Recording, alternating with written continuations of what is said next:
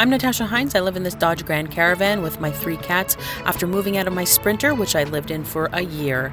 This is my take on if van life is glorified homelessness. There seems to be a trend lately-ish talking about van life being glorified homelessness. I think a lot of it came from TikTok, but there's been a few videos on YouTube of people who've either quit van life or have absolutely no idea what van life is like, and for some reason felt that they should give their opinion on it.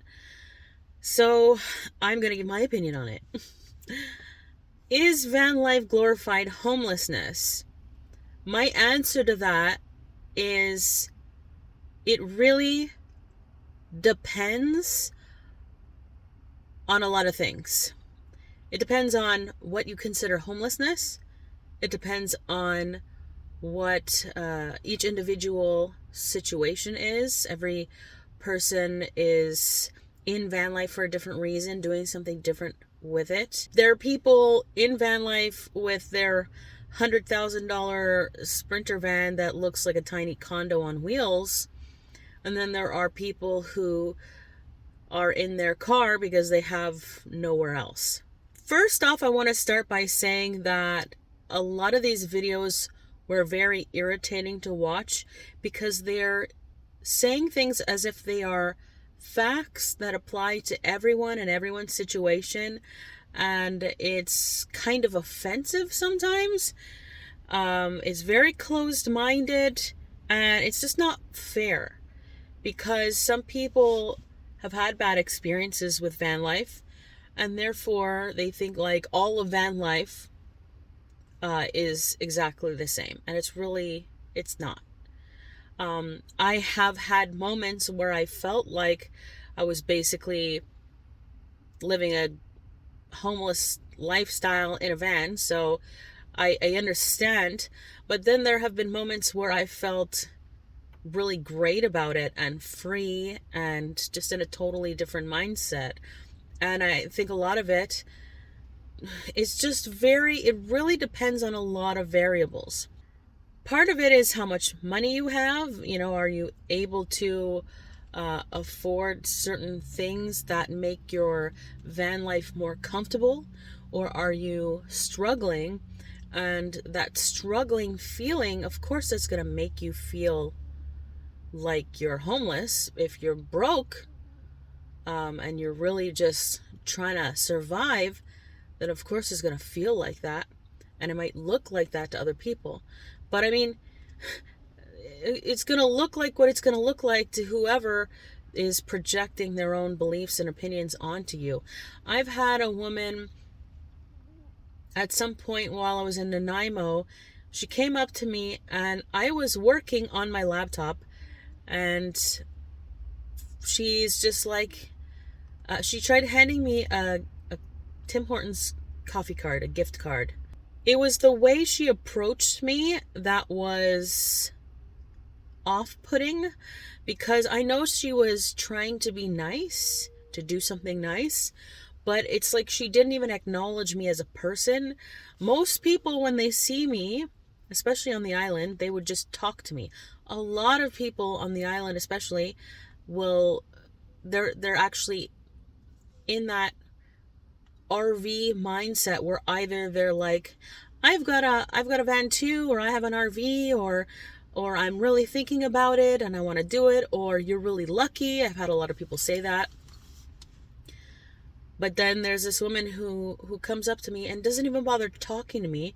She wasn't like, hey, how's it going? What are you here doing? Like, why are you here? And then letting me explain my situation. She just came up and handed me a gift card, and she's just like, oh, it's Father's Day, so I just thought, and I'm just like, I'm not a father. You're not a father. Why is this happening? And it was obviously because she projected her assumption, her beliefs, that I was in a bad situation and blah, blah, blah. When if she had talked to me for even a minute, I would have been like, I'm actually working right now and this is what's going on in my life. So I'm just like, no, that's fine. I don't need it. I have my own money. I will just use my credit card. It also depends on what you consider homeless. Do you consider homeless someone without a conventional dwelling, like an apartment or a house? Or do you consider someone homeless just because they don't have what the government would consider an address? At what point do you consider someone homeless? Because if they are without home, it's one thing, but if they consider their vehicle their home and they have all their stuff and they're perfectly capable and comfortable getting by, that's their home, they're not really homeless. So are you looking at it like the government would look at it, like you don't have an official address? Or are you looking at it like you must be a crackhead?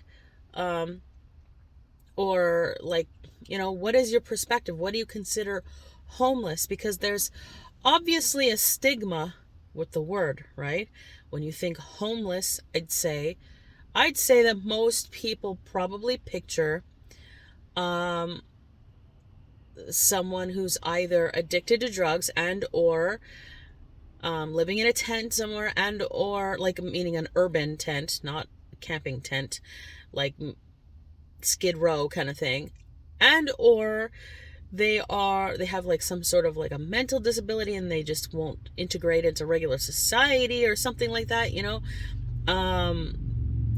I'd say that that's probably what people picture most of the time when they think homeless: someone with some sort of an addiction or a mental disability that is causing them to be on the street. And so there's a very negative stigma with the word.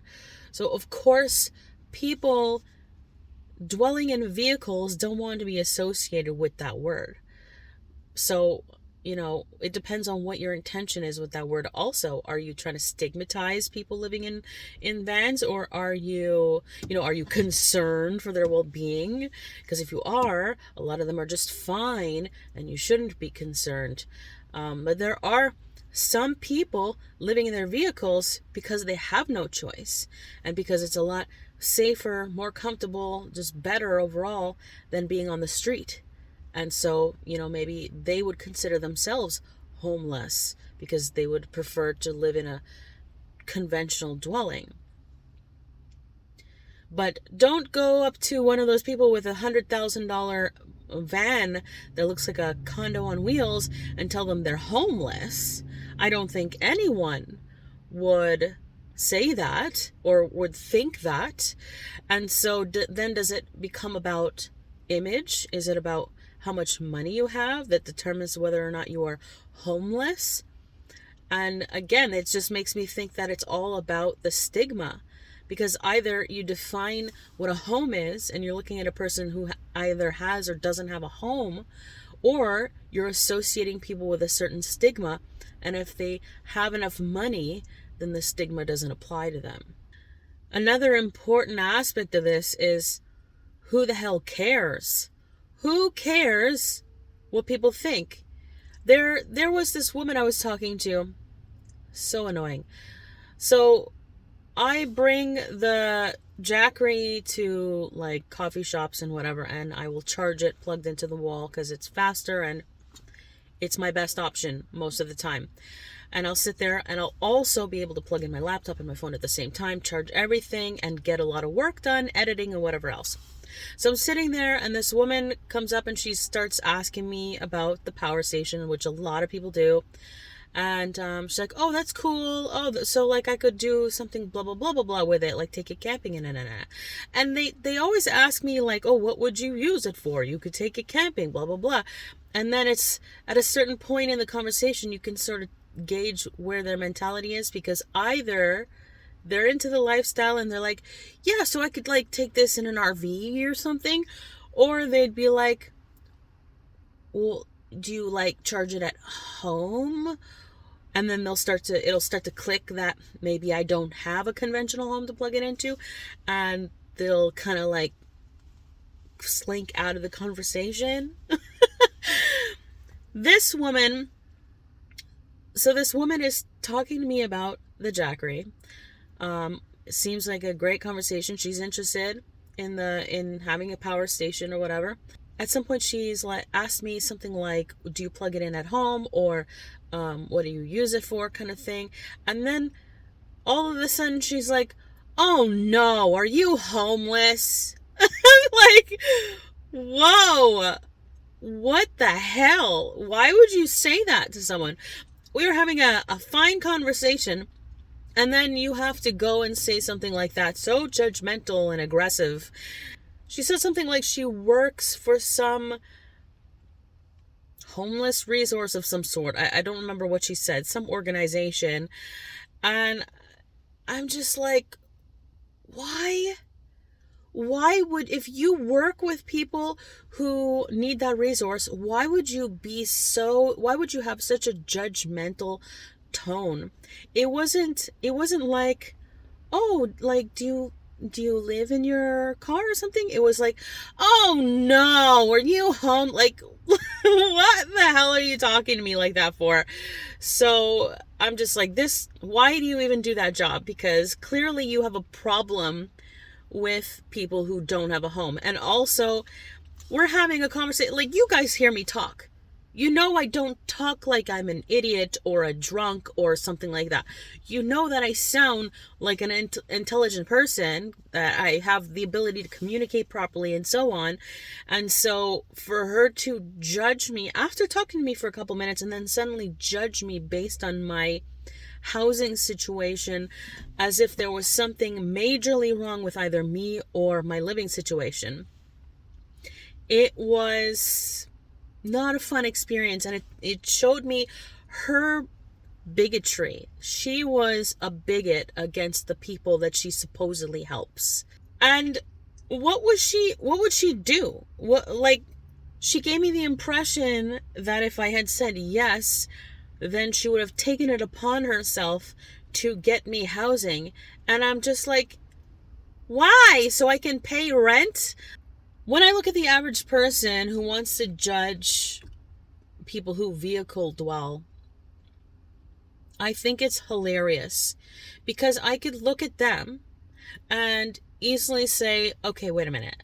So you're telling me that you go work all day long every day at a job that you absolutely hate, that doesn't really contribute much to society as a whole, and then you go home to this room where you just sleep because you spent all the rest of the week working so you could make a whole bunch of money so that you could pay for this room where you sleep. So you pay like $1,500, $2,000 for this box to sleep in with hard walls where you put your stuff. Why would you do that? Why wouldn't you be free and just like not pay rent and like keep your stuff with you and only have stuff that you actually need?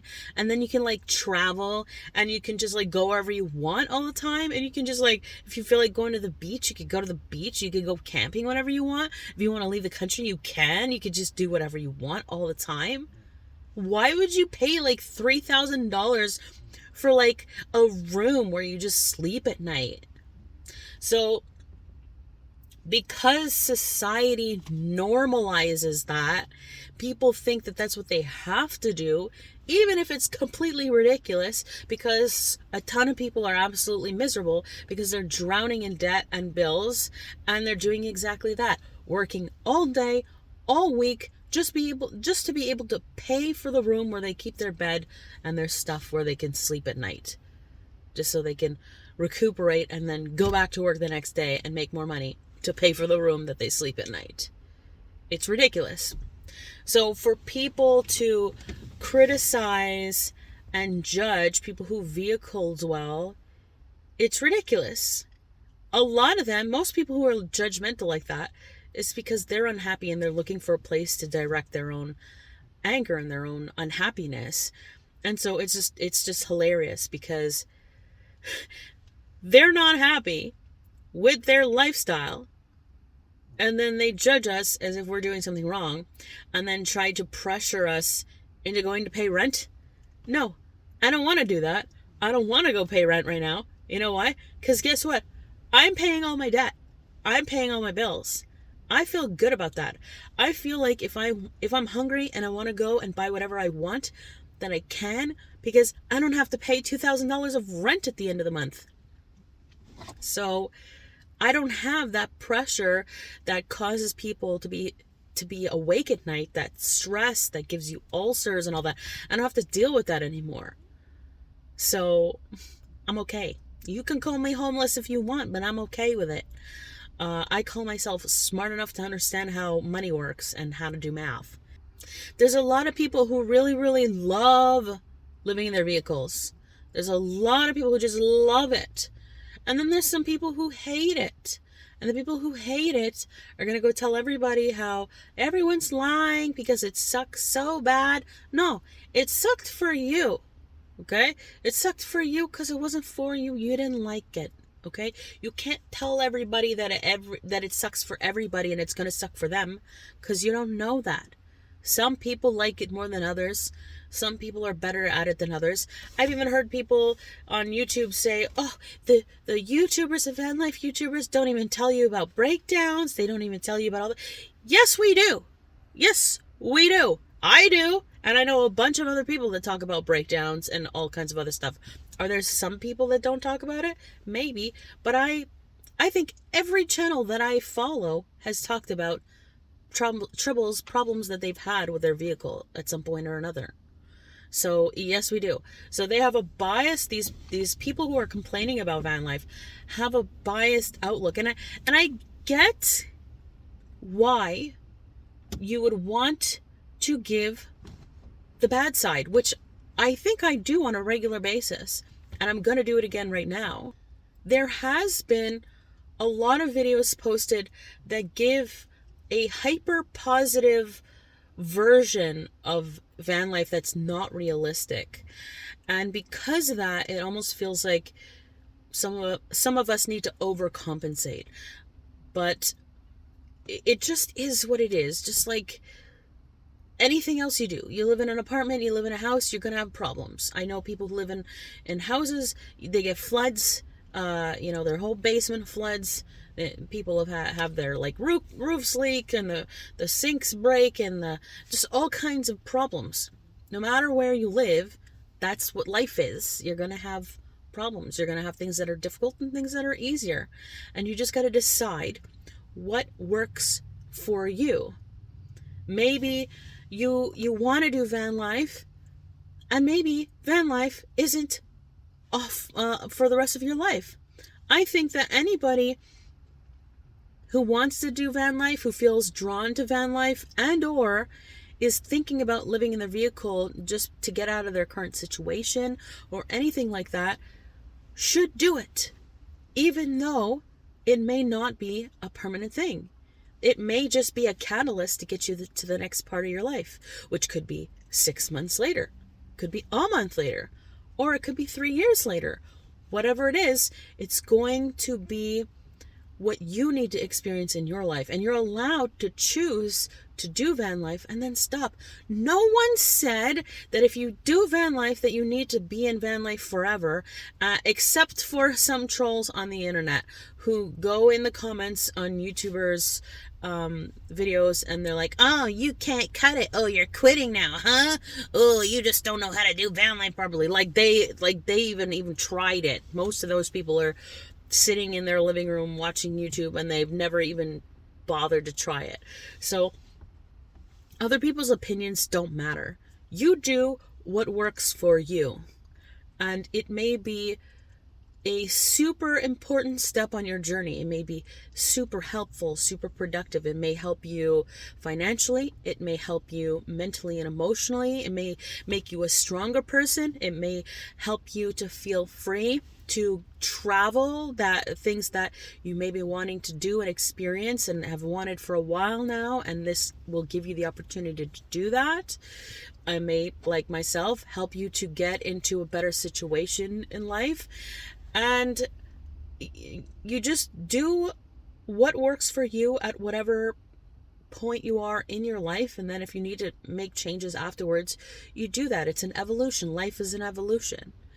Van life might be the thing that gets you to the point financially and even physically, maybe if you need to move, to be able to buy a house or whatever it is. Like myself, like I plan to buy land. My plan is not van life for life. My plan is pay off my debt, get a bunch of traveling done, explore and see where I want to live, and buy land and then build a house and stuff like that. So you make of it what you want. And what a lot of people, I don't think, recognize, at least not yet, maybe you guys get it, but I mean, like, people in society that don't understand vehicle dwelling, is that the way the economy is, with rent going up, mortgages going up, cost of living going up, potential bubbles bursting, I think that a lot of people are going to be moving into their vehicles in the near future just to get by and or to get them to the next point in their life. And if they were judging it before, they're going to realize the truth. And if they weren't judging it, we're going to become more visible as a community, and people who do judge it are going to have to learn that their biases against people van dwelling or vehicle dwelling may not be merited. Like, maybe stop looking at people, maybe stop looking down at people who vehicle dwell, and stop looking at them in the same light as you would someone living in a tent in an urban area that's addicted to drugs that might beat you up if you walk by. Maybe don't look at them in the same light because they're not the same type of person. And even with that, and that's one thing. Like, stop looking at vehicle dwellers like they are the crackheads, right? But even with that, we also, on a whole nother level, need to stop looking at crackheads like they are subspecies of humans. They are people with a horrible addiction that has just destroyed their lives and their mental capacity. And the good majority of people who end up addicted to drugs, by the way, are people who have experienced trauma in their life, and they have trouble dealing with their trauma and dealing with their, like, they have PTSD or CPTSD or whatever is going on within them because of the trauma that they experienced, and that leads them down the path to addiction. They're not a subspecies of humans. They are just coping with what they experienced in life. And maybe we can get to a point in society where we stop judging and criticizing people and trying to one-up people and all this. With that said, stay away from crackheads because they're dangerous. Okay. I hope this was, I don't know, interesting in the least. These are just my opinions. I know that there was a girl on TikTok. Her experience was that she wanted to do #vanlife and somehow ended up homeless. And I feel for her situation, and there might be a lot of other people who are in similar situations and are just too embarrassed to talk about it. So that's totally possible. But you guys have been watching my journey, and my motto is that no matter what the obstacle is, there is a way to overcome it. And sometimes things are not easy. And I'm not saying that because she's in that situation that it's because she didn't have the capacity to get over it. I think that when people focus on the obstacle, focus on the negative, focus on the it's too hard, I can't do it, they're just bringing more of that into their experience. Whereas if you focus on the I can do it, there is a way, I will do it, then they can do it. So I don't know the whole details of her situation and how she got into her situation. I do know that she seems to be pretty motivated to get out of it, and kudos to that, and that she is working her way out of it. But I've watched some of her TikToks, and they are pretty pessimistic about her situation. They are pretty I'm the victim of the world kind of vision. And we all deal with stuff. If you choose to see yourself as a victim instead of choosing to see it as stuff happened and now I'm going to overcome it, and this is a lesson and a blessing in disguise a lot of the time that'll make me stronger or whatever, the optimistic perspective on the exact same situation, things are a lot easier, and you overcome obstacles so much faster like that. So much faster. So a lot of it is about perspective, is what I'm saying. Maybe she's in her situation now because she was meant to be in that situation. Maybe she was manifesting something amazing in her life, and the universe said, cool, the fastest way to get you there is to take everything else out of your life. And now you are free to become the version of yourself that you've been trying to manifest this whole time. Maybe that's her path, and she just might not recognize that yet. So again, perspective is a big, big part of it. I hope this was interesting.